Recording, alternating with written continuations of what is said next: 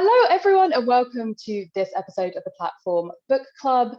We are very excited to have the amazing Kevin here with us, who has written our book for this month, Nate Plus One. Welcome, Kevin. Thank you so much for joining us.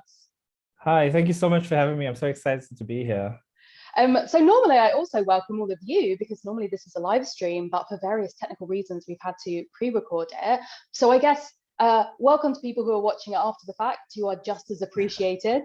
If you are watching this and thinking, wait, there's a book club, what's that? Live streams, authors? All the information will be in the description. Basically, we run a book club where we read a new YA book every month, and at the end of the month, we talk to the actual author and you get to ask your questions. So you can join the Discord, you can join the live streams, all very exciting. And so I normally go mad with power on these live streams. I am the one, obviously, who gets to ask the author all the questions, and this has just gone up to a 100% version of that because we sadly will not have any of the Q&A questions live from the readers, but it means all the questions are my decision. So hopefully they will be just as good as the amazing questions from our readers that normally come in during the live stream, but we do have some that people have submitted prior to this on the Discord, so you will still get some great reader questions as well. So I guess the first question that I have for you, a simple one or a difficult one, depending on the author, it seems. Can you tell us a bit about the book, in case there's anyone who stumbled across this video who hasn't yet read the book and it's like, oh, I'm intrigued. And can you do it in a single sentence? It can be a long sentence though, Kevin. Let me try and ramble a long sentence. Basically, the book follows Nate, who finds himself invited to his cousin's wedding in South Africa, and unfortunately his mother can't attend. So in steps his best friend, Jai, who happens to be the boy he has a crush on. And well, romance ensues. I mean, yeah, that's pretty much everything. Except it's not, because also like there's a battle of the bands. There's like he has other friends as well. There's a betrayal over here. There's a lot going on. I always feel so mean asking that question, but I always think it's interesting to hear what the author kind of says is like their main focus. And actually, I'm going to ask you some questions about some of the stuff you just said a little bit later. But first, I want to ask the first reader question, which is from Taylor, who wants to know, where did you get inspiration for writing this book from? It started when I sat down to write this book at the beginning of lockdown. And as you know, it was 2 months of just staying in your house, not leaving your house. And I was like, I'd really like to travel with this book. And because I'm from South Africa, I wanted my readers to see South Africa through my lens. So that was the start. And then there's a movie from 2003, I think, starring Deborah Messing called The Wedding Date, where she hires a person to act as a date. And I was like, I would like to take that, make it young adult and make it gay. And I was like, well, here we go. You did, I mean, to be fair, you did that pretty well. I love that, like two very different inspirations clashing together. Do you ever get inspired with your characters from kind of real life experiences and real life people around you? Or are you one of those authors who's like very separate, all you know, references to people real is you're imagining it, it's not true? I definitely get inspiration from people I know, like certain scenes are from, like the one I go to in Nate Plus One is Omelette is actually based on my own great grandmother. So I was like, I need a name, who can I use? And then it's just like, well, let me use my own family. So I use that as the basis. And then there's also certain scenes that are ripped from my own childhood, like the goose chasing Nate actually happened to me. I was like, that's the kind of very specific trauma that I was like, Kevin's had a goose chase him at one point or another. Yeah. That's definitely happened. Farm boy life. Oh my God, amazing. So I would love to talk a bit about the writing process, because I think that's always really interesting, especially because you obviously, like, this isn't your first book. So you've had Date Me Bryson Keller, which I adore. I love that book as well. Did you find it really different writing this book and writing that one? How did kind of your process change between the two, other than like one of them being written during a global pandemic and lockdown, which I guess is like a slight difference? I think that was one of the major differences because, as I like to say, with my first book, when I was stuck, I was able to go for a walk, go out to meet people, enjoy life. With this one, it was just me and the words and the page. And I was like, it was a struggle to write an A+1, but because I liked it so much and I enjoyed the process so much, I found myself excited to return to the world. And I think the hardest part for this book and the most challenging for me when it came to writing was actually writing the songs, because I have zero musical talent. And I was like, why did I decide to write a book about musicians? Never again. So I think the process was a lot of me on Google trying to be like, how do you write a song? What is it? You were like, cool. So I'm like, got my career as an author, but I'd really like to my side hustle is pretending to have to be a musician at the same time. Yeah, sure, why not? Multiple jobs. Yeah, it made me admire those that write like mysteries and thrillers where you have to plan out heists and murders. And I'm just like, Google must really see a lot of you. Just like, please don't arrest me. This is for a Yeah, book, sorry. I promise. I love that we've had actually a question I was going to get to later about music from Taylor, which is, can you play any instruments? If so, which one? But I'm going to assume the answer is like a zero, nothing. Yeah. I got nothing. Oh my gosh, amazing. I did go through that phase where I'm not sure if most teenagers go through, I want to be a musician phase. So I picked up a guitar one summer and I was like, I'm going to teach myself how to do this. And it just didn't. And yeah, happen. no. Amazing. I relate fully. I tried to learn piano as a child and I learned it for so long and they never let me take grade 1 because I was so bad. They were like, you're going to fail, like you're not going to be able to pass grade 1. Let's not put you through that, small child. So I feel you on a deep spiritual level with that, Kevin, for sure. I remember, I think it was in primary school, for music class, they gave me the triangle. That's all they trusted me with. That pretty much says everything. Yeah, I feel like real heavy hints from the teachers there. So it sounds like when you were talking about the idea of like, people writing thrillers and stuff having to plot everything in advance. Do you plot before you start writing? Is that part of your writing process, like planning and plotting, or are you more like, we'll see what happens, I'm gonna just write and inspiration will come to me? I'm a 50-50 on the plotting and pantsing. Like I write a skeleton, like bullet points of what I think will happen. Like just, for example, Nate gets chased by a goose. I'll put that down. And it's like a roadmap that I follow and I refer to it as I'm writing. But for most cases, I just sit in front of the computer and stare at the screen and hope for the best. Just hoping for it, just fingers crossed. And see what happens. I guess similar, kind of like linking together some of the questions I just asked. We had a question from a reader, Kai, who wants to know, the vibe of Don't Me Bryson Keller and this book feels very different to me. Was that something that was intentional with like another writing project wanting to take it slightly in a different direction? Interesting, actually. The original, now this is getting into like backstory. The original name was actually, it's Adil Tommy Hearn. And if you've read the book, you know who Tommy is. So he was meant to be the main love interest at one stage. Ooh. But then as I was thinking of that, it became too similar to Date Me with the whole Dare versus Deal. And I was like, let's try something else. And then Jai was like, knock, knock, knock, here I am. And I was like, well, okay, let's go for it. Sorry, Tommy. Oh, I love that. I mean, we'll definitely talk later in the spoiler section. I should say, for those who haven't ever been on one of these live streams before, we're going to talk about the book more generally and Kevin's process and all that kind of stuff. But then we will be swapping into spoiler section later in this video, so that if you haven't finished the book quite yet, you can pause and then come back when you have finished, because we'll be digging into all of like the what ifs, the maybes, the ending, like all of that kind of stuff as well, which is very exciting. So you can't play any instruments, but are you interested in music in general? We've got some questions like, so Pippin, for example, wants to know whether you use like music or playlists while you're writing, or to like get character inspiration, or like when you're trying to figure out what the sound of the band was. I don't listen to music as I write, because I find that I end up writing what I'm listening to. Like, and it distracts me. But what I do is I'm always thinking, as I'm in the process, I'm always thinking about the book, the characters, and I love music. I have tons of playlists, and I love music from like all different genres. And then when it came to the this the band specifically, I love teen bands movies like Band Slam, which was a terrible movie, let's be honest, but it holds a special place in my heart, as well as Angus Thongs and Perfect Snogging. There was Incredible. A yes, classic. it shaped my childhood, and I was like, Shaped I all want, of us, truly. yep, I want an ultraviolet type of band in this.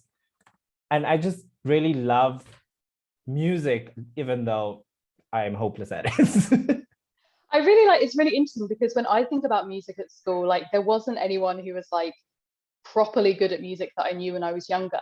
But you hear all the time about bands who started when they were in high school together. And so I'm like, well, yeah, there would be some bands who were so good that they were being scouted and there was like genuine interest in them as a band. So that felt like really exciting high stakes to have this band that actually there was like, if this battle of the bands, it's not just like, oh, we're the coolest kids in school, but there's like genuinely something might happen that would cement their future, which was really like, it felt really exciting stakes for something that was kind of like a YA that was in general quite like lighthearted and sweet and lovely, which we do love to see. Yeah, that actually reminds me. It didn't happen to me, but to my brother who's 4 years older, and we went to the same high school, but this was before my time. He went to school with a group of guys that are pretty famous now in our country making music. Amazing. And I was like, it does actually happen. These are human beings who went to school with me. Like, these are actual people. Why didn't it happen to me? I want to know famous people. I could have played the triangle in front of thousands. It would have been incredible. I've got another question from Pippin, which is a slightly different take on this kind of theme of music that runs through. Both this and your book, Date Me Bryson Keller, have a protagonist who is into an artistic field, music or theatre, but prefers a behind-the-scenes approach, you know, songwriting or playwriting. Is this something that you relate to? Very much, very much. I'm not sure if everyone's aware, but I used to be a film student, but I was always behind the scenes. Mm-hmm. My anxiety can't handle me being out there, people staring at me. It always reminds me of that scene in Mean Girls where Damien is singing and he's like, don't look at me. I'm like, yeah, don't look at me. I'd rather be backstage, please. Please, no pictures, no photographs, no autographs, please. Oh my gosh. So looking at character, this is a pretty classic I guess like friends to boyfriend story, if we're looking at the like different kind of romance genres that we have. What appealed to you with that as a setup as opposed to like enemies to boyfriends or like strangers meeting for the first time? Why were you excited to write about two friends? I think because it was so different to Date Me Bryson Keller. With Date Me Bryson Keller, they were practically strangers, even though they were in the same class. But with this, they're actually friends. And I was like, this will be an interesting thing to, because I love tropes. Like, give me a trope and I will, and this is one of the tropes I really do enjoy. And I wanted to explore that shift between, this is my best friend and I actually have feelings for them. And like, how do we take that to the next level without ruining what we've already previously built on? Because I think that's the biggest fear with Friends to Love is am I going to ruin what we already have? And I was really keen to explore that in N+1. That's really sick. And I guess it's the idea of like, if you know someone so well already, like there's a lot that you've already kind of got built in, these experiences, good and bad together, and like knowing each other really well, that I guess gives you a bit of a head start from the stranger's point of view, like trying to get people all the way to an I love you drink when they're like, I'd never met you before, we got a wedding is 2 weeks, like let's go. I think that also did play a part, because I was like, is it going to be too insta love if they are strangers? Because then I'm like, this is 2 weeks, and I needed Jai to know the baggage that came with Nate, because Nate is carrying some baggage. If you've read the book, you would know. Yeah. So we've been reading like a lot of books, obviously, with the book club, and we've kind of had a run of books which have been dual POV books, whether that is with romance or with friendship or things like that. Were you ever tempted to give us Jai's point of view? Were you ever tempted to like give it dual point of view, or did you enjoy the idea of like, we're going to see this romance from one person's point of view and like not know how the other person's feeling necessarily? All the time. I had the same dilemma with Date Me Bryson Keller, where I was torn between introducing a second POV, but then I was like, I think focusing on that one voice for me was more intimate because I was able to connect to Nate more. Whereas I have this fear that if I ever write dual points of view, I'm going to be writing exactly the same character without knowing it. And I'm just like, it worries me, but I also felt that Nate's story was more compelling for me as a writer to explore because he shares heritage with me, whereas Jai doesn't. Because I knew from the very beginning that Nate had strong ties to South Africa, and I want to explore that through the book. And he was the perfect vehicle for that. And I think that's what kept this book being a single POV for me. That makes a lot of sense. And also, I guess there's also the worry that like you start writing both of them and you're like, I actually don't like writing. Like I really prefer this character over the other one. Like, oh, I guess I'm gonna go back to writing Jai's point of view. Like, yeah, playing favorites. Every time an author's like, I love all of my point of view characters equally, I'm like, do you really? Yeah, Kai. I guess I'll have to believe you. Yeah, Kai still has a special place in my heart from Date Me Rising Gala.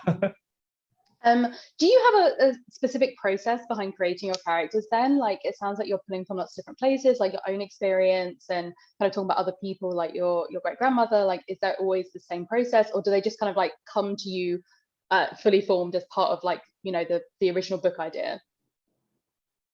I think my main characters, I always start there. Like I have the general concept of what I want to do, and then like my main character pops in my head and says, hey.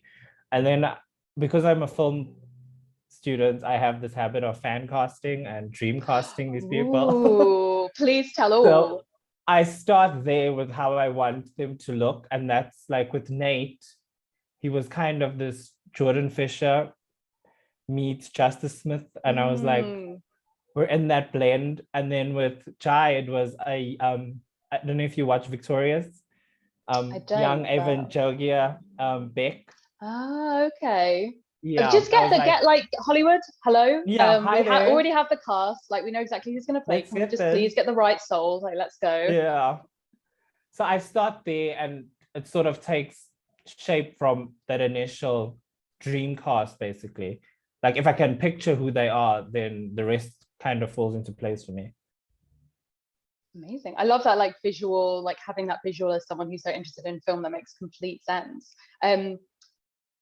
So, okay, follow-up question to the writing one POV thing. And this is the question I've asked the authors for the last few months, because I'm just like, oh, I love this question. I feel like I basically just want to peer pressure authors into doing this anyway. But if you could write something, whether like a short story or even another book, from the point of view of one of the other characters, who would you choose? I think this one, especially if you're talking about Nate plus one, this one's actually kind of easy for me because I have thought of it, and my answer is Tommy. Because I feel like Tommy has a lot that could be explored. And because he has reasons for his choices. And I think it would be really interesting if I was given the chance, or if I had the time, to explore those said reasons, because I think Tommy has a lot to work on. Let's be honest with each other. Yeah. Agreed. But yeah, we are definitely going to dig into Tommy, I think, in the spoiler section as well, because there, like you have hinted at, and I've confirmed, there's a lot going on with him that I would love to hear about. So would you write kind of, without giving anything away, I guess, like in cryptic terms, the before, the during, or the after of this book from his point of view? I've thought of this, and I think it would start exactly at that scene where the confrontation between Nate and Tommy happens. That would be the starting for me. It would be from that moment. So it would be the after, but he's learning that he now has to let go of his past, would be sort of the story that I would tell, while trying to find his place in the world, because poor old Tommy needs some help. He does, bless him. Yeah. Okay, I also need to ask, this isn't even a question on here, but I'm suddenly like, wait, I've just come into my head. So there's a part of the idea that Nate is able to fly to South Africa is the fact that he has like some very wealthy relatives. Was this something that you were like, I just need him to be able to get to South Africa, like, and he needs the money to do it, so I guess that's how we're going to write it? Or was there like something within your life or your experience, or like something that interested you specifically about exploring that kind of range of experiences, I guess, with money? I think for me, it comes from growing up. I watched a lot of rich people, more problems, like they had such traumatic lives. Like I remember I loved the original Gossip Girl. I used to watch that diligently. And I was like, these people are so rich and they have so many problems. And that's always been something that I've kept at the back of my mind. And I was like, this is a perfect opportunity to have that. And yes, I will admit that it was nice to have that vehicle for Nate to get there without having to worry about the technicalities of how am I going to work this out. So it all sort of felt natural to me to include these very wealthy people, which and it was very far from my lifestyle. So I was like, let's play make believe for a second. So it was very interesting to explore that dynamic. I love that. I am familiar with Gossip Girl, obviously because it's a massive TV show, but also because my dad is a massive fan of it. But he would sort of claim that he wasn't, but then I would start watching with him and I'd be like, why is that blonde guy doing that? And he'd be like, the blonde guy is called Nate and blah blah blah blah blah. And here is his backstory, and this is what's going on. You don't understand. This seems actually very key to the story. I was like, okay, there we go. He's very predictable. Any teen like fun, crazy show, Pretty Little Liars. Yep. I know he'd get addicted to that. I feel like I can't, in good conscience, introduce him to it because it would become an obsession. So I feel that there's a strong interest in that like dramatic rich people nonsense. Yeah, it's very much, I love that in the book. So I would love to talk a little bit more about the inspiration side of things now. So you talked about the fact that you don't like listen as you're writing because you kind of feel that distraction. Do you ever like read, not literally while you're writing, but while you're going through the process of writing the book? Do you find yourself reading more, like wanting to dig into the genre and like surround yourself with it, or trying not to in case you get, you know, the same as you were saying, you end up writing the song, that you might end up like getting too far into other people's characters? For me, it's more that I can't concentrate on someone else's work when I'm focusing on mine. So I tend not to read at all when I'm writing. And then I go through bouts where when I'm finished the book, I just binge read everything. So it's like, I don't read as I'm writing. It's basically just me looking up stuff that applies to the book, like researching. So, but I do watch. I find that I watch more when I'm writing because I find the different medium sort of helps me sort of work through the knots that are in my story as I'm watching something. And most times it's not even related to the genre I'm writing. Like I'll be writing a rom-com, but I'm watching something about serial killers. And I'm like, these two don't actually make sense, but hey, here we are. A surprise twist turn in the third act of Nate Plus One. The murders begin. What's happening? Do you? So, I mean, as a writer and someone who also is like a film student, like knows a lot about this world, do you find yourself able to switch off when you're watching stuff, or are you always like, an interesting second act twist that you just put in there? I see what you're doing with that character development. Like, do you find it difficult to switch that off, or are you kind of like, now I can just watch with zero brain cells and that works? Well, it depends what I choose to watch. There's some where I just mindlessly, aimlessly watch, but if it's something I'm really enjoying, I do look at the craft side of it. And I'm like, wow, that was actually kind of brilliant. Like I remember when I watched the first season of Elite and the story medium that they used, where they show the victim, and then you have to try and solve who did it. And I remember watching that first season, I was like, it's this person, and I was completely wrong. But I did find myself looking at the technical stuff to try and figure it out. And I think that's what makes it so fun for me, is that because I come from that background. I was going to say, like, I have a friend of mine who's was a film student, and I remember her telling me years ago, oh, so if you watch something and they explain a plan, the plan's going to go wrong. And I was like, oh no, you've just like entirely just like blown my mind. I was like, yeah, of course, obviously, because I don't want to repeat it. And so then every time you see a plan being planned on screen, you're like, oh, well, I guess this isn't going to work then. Like, oh, now I know, which I love, just like the little like secret keys. It's something you're like, oh, okay, I have the background knowledge now, I guess. I want to ask about the book title. I feel like everyone's always really interested in how titles come to be, because I feel like sometimes authors had the title from the beginning and it like seems to stick all the way, and then sometimes it's like this was the hardest thing to try and work out. You obviously said that there was another original title that was more based on kind of Date Me Bryson Keller format. Did it skip then straight to Nate Plus One, or did you have to go through like a big brainstorm situation to try and figure out what it was actually going to be called? With this book, it was a struggle to come up with the title. Because the original one was It's a Deal, Tommy Hearn, where it was about Tommy. And when we scrapped that, I was like, I'm staring at an untitled document and that bothers me. I need a title. And I remember panic emailing my editor and being like, what are we going to call this book? And we went through countless emails. And then one day it just hit me with Nate Plus One, because it was the plus one, obviously, of the wedding. And then it also feels like a play on 8+1, which sounds like a sum. And I was like, okay, cool. Because Nate's name wasn't originally Nate. I think I changed his name to Nate for the title, because I was like, I'm going to use the title. So it's all sorry, coming together. Yep, you're now Nate. And it worked out. Like, I feel like just save it to your bank of like the rejected name. It's just like a bank of names, like that'll come back at some point, maybe for another pun title. Amazing. So actually I have another question from a reader, kind of around the inspiration point of it. Pippin says, I really enjoy all the South African history in the book. I don't recall learning any of it in school in the UK, and in the book it's clear the same is true of the US. Is this why you included it quite prominently in the book? Yeah, I was surprised to hear that, actually. I don't know where I heard it from, but the amount that people know about South Africa is very limited, especially with apartheid, which was surprising to me. And I was like, I'm a history buff. It was my favorite subjects in school. And I was like, well, Nate can have that interest as well, because why not?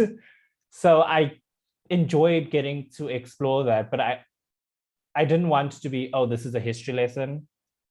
So I wanted it to be like more Nate learning about the history of like his father and his family. So it all kind of came together nicely for me being able to explore the history side, because a lot of people don't know some of the stuff that I was talking about, which surprised me. But I'm glad I was able to, even if it's a small bit, put it out there in the world.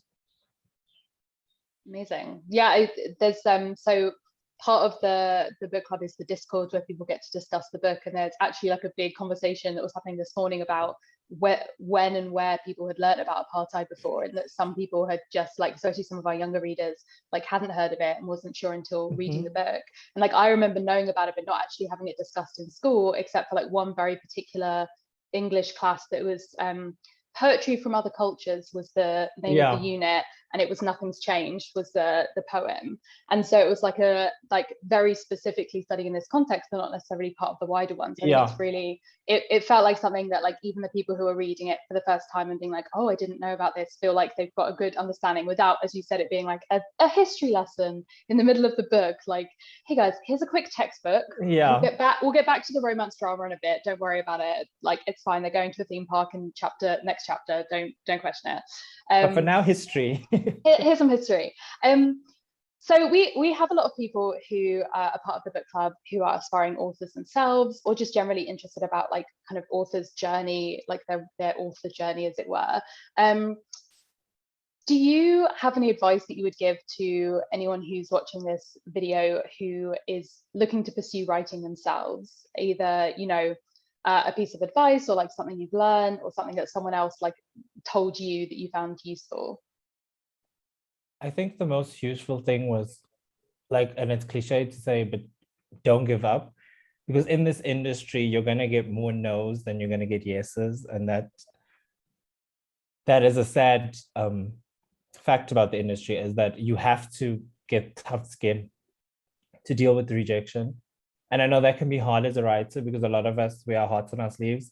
We're very protective of our work. So to have someone critique it and to judge it and say no can take a lot out of you. I remember I was trying to get published for, I think it was 3 or 4 years of just like no's before I finally got a yes.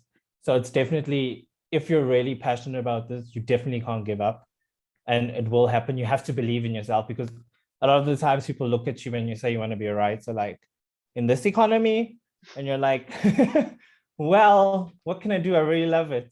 So definitely keep at it, because if you love what you do, it's eventually going to show in your work, and there's going to be someone that connects to that.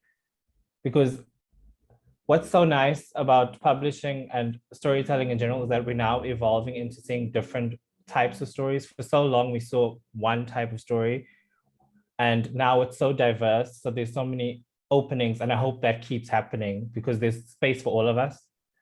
And I'd love to see many different types of stories out there on the shelves. Absolutely. So once you actually have gotten to the time when you are a writer, like you've got it, the book's being written, someone likes it, we're gonna publish it. What would you say has been like your biggest struggle within the writing process? And do you feel like it's something that you've sort of overcome now, or is it something you're still like working through? For me, because writing for me is so solitary, it's just you and your work. Having it out there took a lot of getting used to, because now it's no more just yours, it's out there for everyone. So getting used to that takes some time. And I think you need to set up the boundaries to protect yourself. Like for me, I found that being out there on social media wasn't good for my mental health. So I needed to take a step back to still enjoy being a writer, because I love my readers and I love when people tell me that they love the book. But there are quite a few instances where you get tagged in something that you shouldn't be seeing. And I love that people are free to share their opinion, of course. Once the book is out there, read it. You can hate it, you can love it. That's for you. But I feel like kind of don't tag the author, like just for their own mental health. So by setting up those boundaries, I've sort of starting to deal with it better. Like I will say I've had an easier time dealing with it with Nate than I did with Date Me, because Date Me was fresh out there. I was like, what is going on? And it was weird, but wonderful to experience it. But yeah. Amazing. It sounds like you've got like a good method now, like you figured that out. I'll have to see. Yeah. So I'm aware that when I ask this question to authors, the implication is, so you're old, but don't take that as the true implication of this question. But if you're like writing YA as an adult, you are not a teenager. Like you were a teenager a while ago. Like, do you do anything to try and ensure that your writing feels like true and relatable to modern teenagers? Are you like kind of watching media with teens? Are you reading other YA books? Do you have like teenage nieces or nephews, or like brothers or sisters or anything like that? How do you kind of figure that out? For me, it's because I write YA because I was a fan of YA. I remember, I think the first YA book I ever read was Twilight. I joined a classic choice. Yes, I joined the fandom, the Twihards. I was there.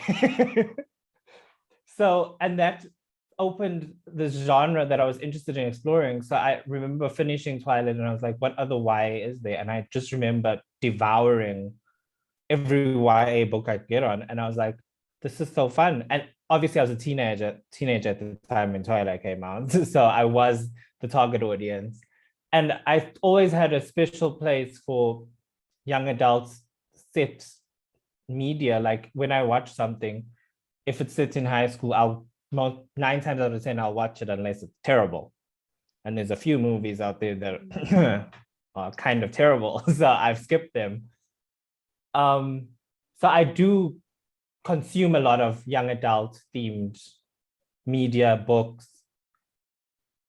It reminds me of that saying from Mean Girls, where Amy Poehler is like, oh, you girls keep me young. And I'm just like, oh, you media keeps me young. So, okay, yeah. I think we're ready to get onto the spoiler section. So just so people have time to press pause if they need to, I'm going to ask a intermediary question, a break question, which is another question from our reader, Pippin, who said, it always amuses me when American characters are tripped up by non-American things or words. But do they really not have Nando's in America? It's appalling. Thank you. That is my exact reaction. When I remember I was talking to some American author friends, and I was like, we were talking about Nando's. I mentioned Nando's, and they were like, "What's that?" And I was like, "What do you mean? What's Nando's?" And then a British author friend and I started talking about it. Like, Nando's is really good, and they didn't know what it was, and I was like, "This needs to be explored in a book." That was the exact this injustice moment. needs to be talked about Yes. in this book. I think there's like, yeah, because I think there's like a couple of them somewhere in the country, but I feel like only in like a couple of states. If you're from anywhere else in the US, it's this like mythical thing that's just like a British meme. It's just like, Yeah. oh, cheeky Nando's, and then that's all. So I love that you got some Nando's culture, very important within the book. It really felt like it made sense. Also the fact that they go multiple times because they like it so much. It's like such a mood. Like, hi, we're here with your very rich relative. Where would you like to eat? And they're like, Nando's. Nando's. Don't need to book into a fancy restaurant. Truly, just give us some chicken. Yeah, give us that chicken. Oh, amazing. Okay, so we're on to the spoiler section.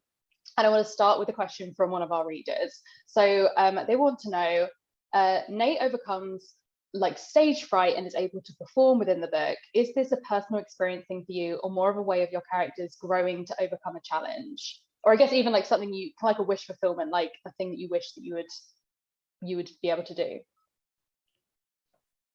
Oh, that's an interesting one. I've never experienced stage fright. Like, yes, it freaks me out to need to stand in front of a lot of people and have eyes on me, but I'm okay with it, not to the state where Nate, where I freeze up.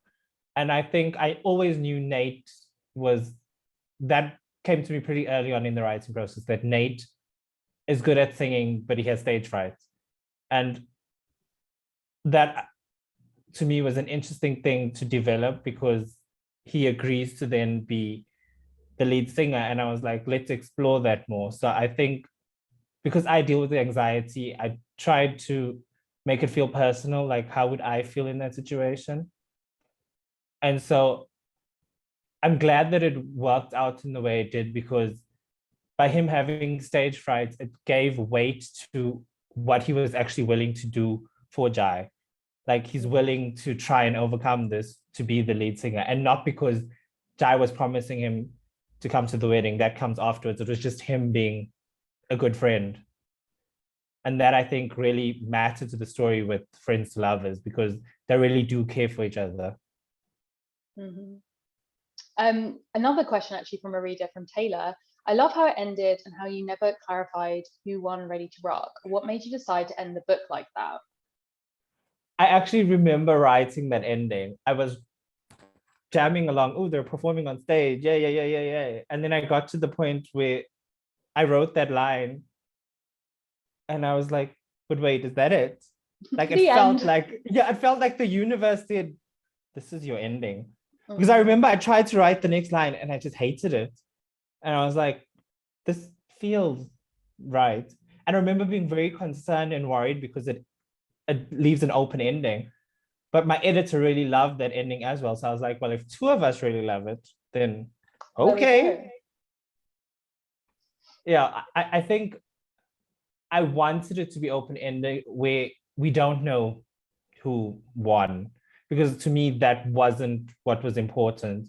The important part was him and Jai performing together, and that's what I wanted to convey in that scene. Mm-hmm. Can we, speaking of, talk about Snaky X bandmate? Oh, it was like, oh, I really felt it when Jai was like, we could have gotten through it if he just left for another band, like fair enough. But taking the song, yeah, you little rat, you're a little rat boy. Oh my gosh. Then make it, and also making it like a friend as well. It wasn't just like, oh, it's like one of the new bandmates who we didn't trust anyway, was really snaky. Kind of, I guess that point, or like any other point, were they kind of everything already part of the story from the beginning, or did you have anything that ended up having to get cut, or you didn't have space to include, or like went on a totally different tangent? Because it sounds like what you were saying earlier about originally Tommy was like the love interest, much bigger part, that there was like a lot of stuff that changed around in this book. Well, with the ex-bandmate, that actually came as a surprise to me because I don't plan when I write. So I sat down one day and I was like, oh wait, he just stole the song. Now what? And I was like, well, okay, let's explore where this goes. Because I don't think I planned in the original to have as much songwriting as I did, the process of Nate and Jai songwriting. But then I thought that's kind of cool for them to bond over. And to show these intimate moments of them writing the song was interesting to me to explore on how to take their friendship to the next level. And I think the story needed those moments. So I'm grateful that the ex-bandmate stole the song, if I can say that. I think that made a lot of sense.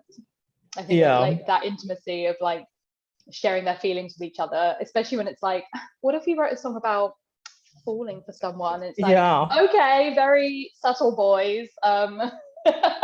Very subtle indeed. Is there anything that you wish you could have kept in the book, like any scenes or any characters or things that ended up like not quite fitting in with what you ended up going with? Or are you like, Rowan, listen, I'm gonna keep those for another book, be quiet, don't let anyone know, they're in my secret folder, I will in fact be using them in the future, I will say nothing? Like with the stuff with some Tommy stuff, yes, I maybe in the future they would come to see the light of day. Sneaky. Because I how can I say this? I'm happy with what ended up in the book, and I think that what needed to be there is there. But if I could, as I keep saying, I'm very drawn to exploring Tommy's side of the story because he's such a compelling character to me. Because yes, he's the villain. You want to punch him in the face. But I also, as the writer, I understood certain choices that he made and why he made them. And I think that would be interesting to explore. So there was I left out a lot of the back history of Tommy and Nate because it just didn't make sense in the story, because that wasn't the relationship that needed to be explored. So I remember I'd written a flashback of the date scene. There was a date scene with Tommy, and I briefly mentioned in Nate Plus One, it's still there, but it was more fleshed out in a previous version of it. So that's tucked away. Maybe we'll see it someday. Sneaking in there someday. So you kind of lightly touched on this about that you've kind of been working with like a slightly different experience as an author and like how you put yourself out there for the second book. Have you been able to hear from any readers? Like, have you had any events or things like that where you've been able to talk to readers about the book or hear what people have been thinking, or is it kind of still quite separate? And you're just like, I just wrote a book, I put it out there, I'm just trying to love myself, I'm just trying to be an immortal island. Yeah, very much that, but also it's very difficult in South Africa to plan certain things, especially with our pandemic guidelines only came to an end, like mask wearing recently. So it's like, I'm still stressed about Corona, like it still stresses me out. So having books come out during a global pandemic has been an experience, and both of them came out during a pandemic. So it's like, what will it be like to not to have a book come out not when it's a pandemic? How about that? Concept. Yeah, wow. But I am getting more comfortable with doing more. That's why I was so excited to join the book club. And I'm so glad that Zoom allows us now to do certain stuff like this, because it's interesting to hear from readers, because it's so special to know that people connected to something that you wrote, and little tidbits that you didn't actually think were that important when you're writing them, to have that be their favorite moments is so, like, I've had countless readers message me about both bands and be like, are these bands real? And I'm like, no, they were a struggle to create. They're not real. I love books where I've read like a few books of bands actually recently, or I read a book where the characters are fans of like a web comic, like a graphic novel kind of thing. And I like finished the book, and there was like this split second moment where I was like, oh, let me just Google that web comic. I'd really love to read. Yeah. Not real, Ryan. That was the fictional one. Oh, I really want to listen to this band. I can't, because they are simply not real. But I think that's like a testament to like such a good book that you get so engrossed in like the creative process of that person, or like how much of a fan people are of it. And obviously like Nate is a fan of the band, like pre him even knowing Jai. So it's it feels like so alive for them in terms of like what they're how excited they are about it, and how they're kind of creating new work together, and like the sound that they're generating, all that kind of stuff. But then yeah, as a reader, and I guess as an author, you're like, okay, well, I actually am not a musician, so I can't even, mock anything up, give you anything like that. Sorry but about yeah, it. I love that. I love the scene with him walking in to him playing the piano. But I also am like, I cannot imagine how absolutely horrifically mortified I would be if I was like, it's just a band I'm a fan of, and then literally the guitarist like, yeah, that's me. I'd be like, cool, just bury me inside of this piano. Yeah. Like, absolutely not. That was actually embarrassing meet cute, Kevin. Yeah, that scene was actually in my original draft, was at the beginning of the book. Like you saw that happen in real time. And then somehow I'd cut it, but I really loved that scene. So I was like, I need to introduce this somehow. So flashback, here we are. Flashback, classic. Hey. I was like, oh, what else was I saving for the spoiler section? Oh, Nate's uncle. Oh, I knew as soon as he was like, Jai, come help me. Nate, I don't need you. I was like, there's something fishy going on with you, so you've got a vibe, and I'm not into it. But I guess it's like having this very, very supportive family around him was something that was like, it's always so lovely to see. Was that something that you really wanted to include for a particular reason? Like, is there a reason why, like, especially within like a YA book that's about queer teens, that you wanted to have that kind of adult support within the story? I think it came down to, because with David Bryce and his family wasn't as supportive as they should have been in the beginning.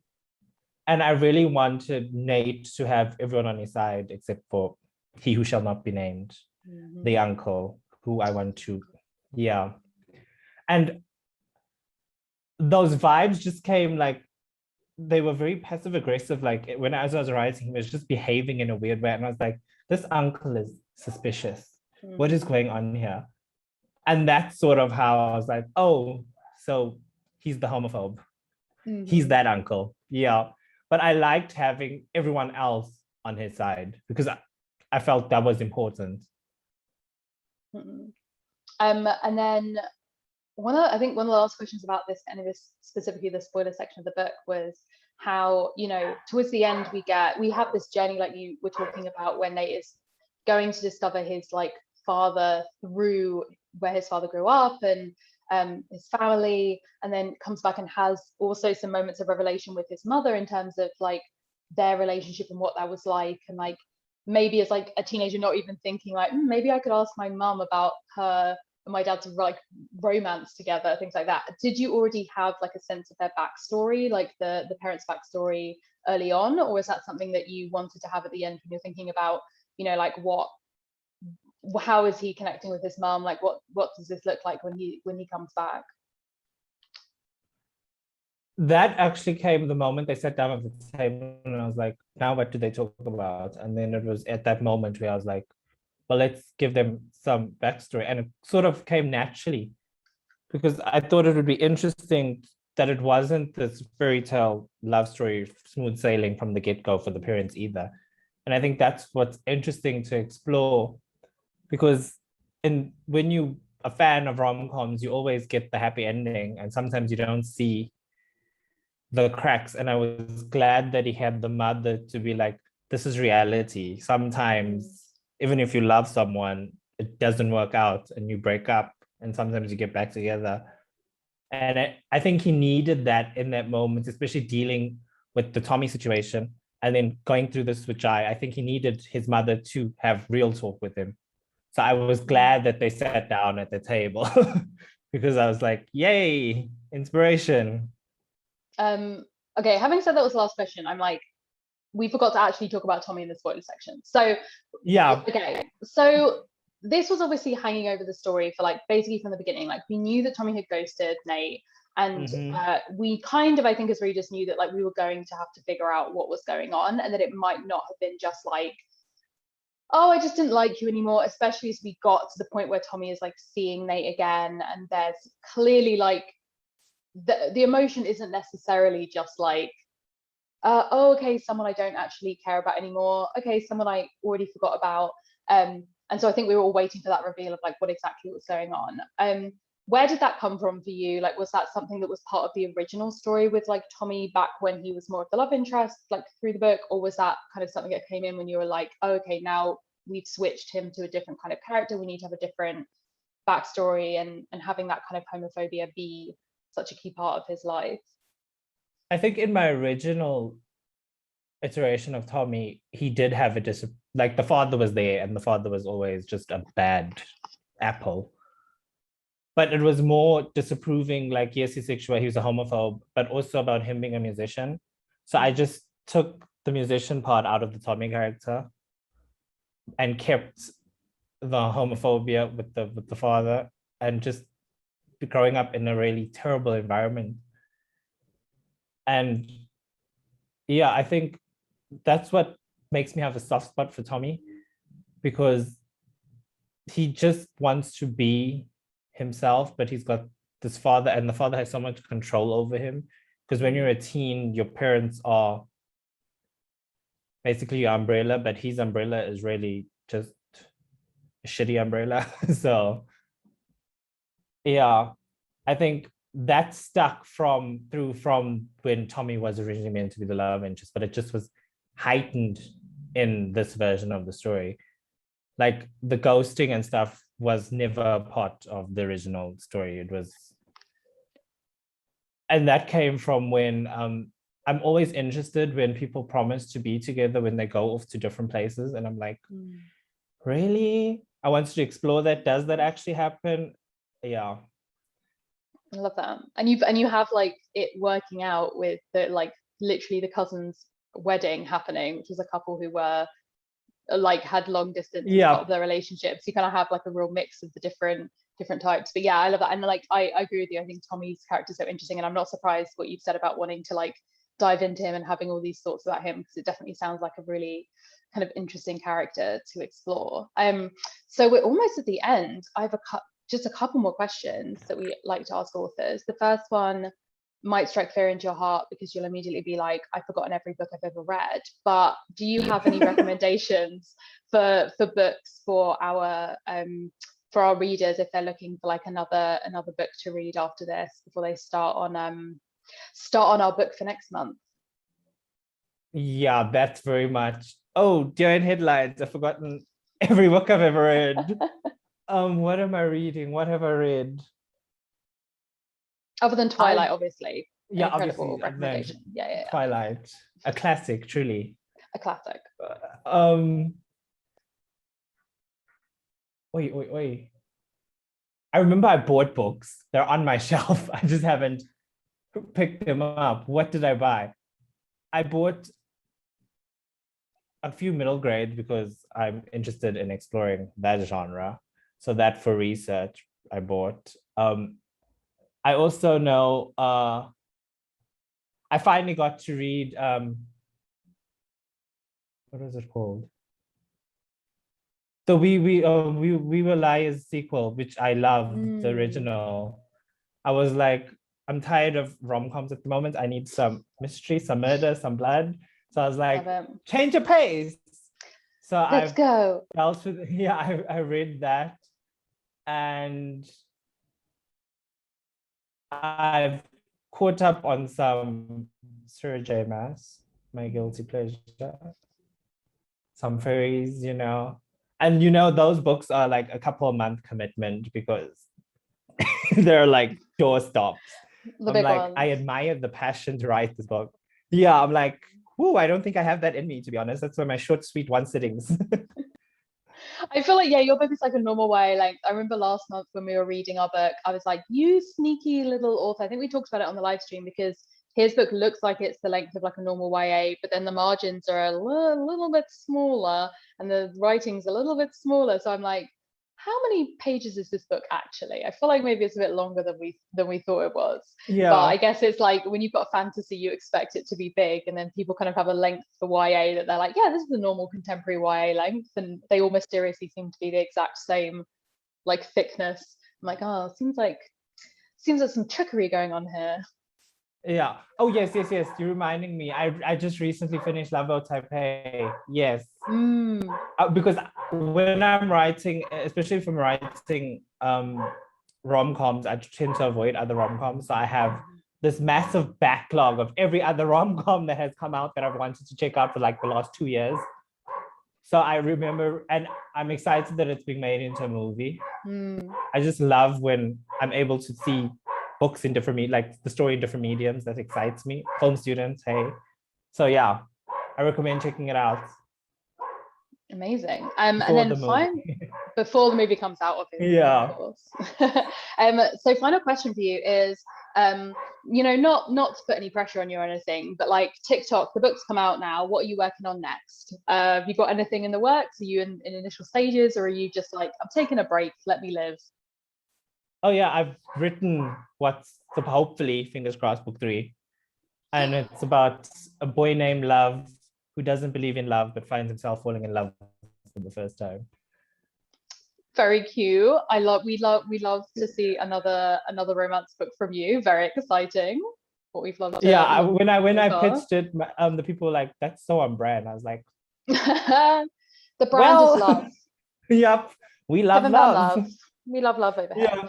Yeah. Amazing. Thank you so much, Kevin, for talking to me, and to our lovely readers for all of your questions that you've had.